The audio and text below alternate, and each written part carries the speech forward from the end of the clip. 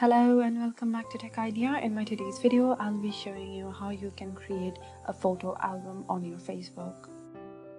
For that, please log into your Facebook from your desktop or from your smartphone. Now go to your profile and then go to your photos. Under photos, go to album and click on create album. Now insert a name for your album and click on upload photos or videos. Choose a photo or video that you want in your album.